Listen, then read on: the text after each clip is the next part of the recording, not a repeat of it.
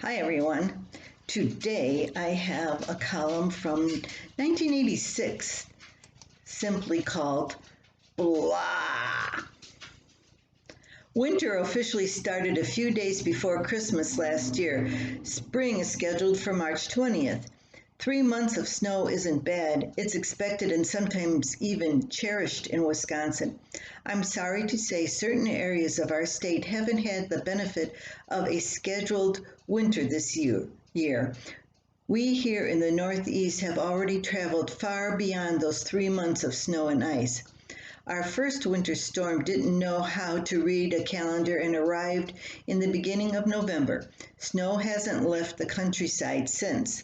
Last fall, I looked forward to winter and brief encounters with isolation. The season has been known to force families to spend hours together, actually speaking to each other. I stopped cherishing snow right after Christmas. Now I have jumped past being indifferent to winter and leaped all the way to hating the cold weather. One day last week, our temperature flew all the way up to 40 degrees. People were astounded by this heat wave. They walked outside with mouths open, amazed that snow could actually melt and form puddles. Of course, the high temperature only lasted from noon until 2. Then the red on the thermometer shrunk and the puddles turned into skating rinks. To ease the winter blahs that day, I went for a walk down the road, soaking up as much of that fleeting sun as possible. My face was tilted toward the fading southwest light when I encountered my first semi-frozen puddle. Splat! Can anyone fall gracefully into ice, slush, and snow? I didn't. Later that evening, when puddles were totally frozen, snow fell and hid them. As I hurried across a parking lot, I fell again. But this fall was different. It wasn't an ice bath. Instead, I came home with red, ice-dented knees. I'm sick and tired of winter. I want spring. I want to smell the musk of freshly turned earth.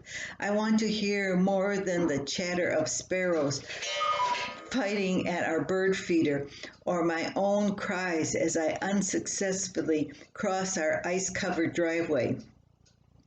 I want the remains of tattered snowsuits and boots to last through these last weeks of slush. I don't want to have to search through the house for the match to a mitten. I don't want to have to speak to any person in the family for at least a month. Spring will come eventually. I can feel it in my battered bones. I just don't know if I can survive long enough to see a robin or hear the honking of geese or walk through a real mud puddle. Help! It's sleeting again, and I'm trapped inside with 4 really bored children. You never know about winter.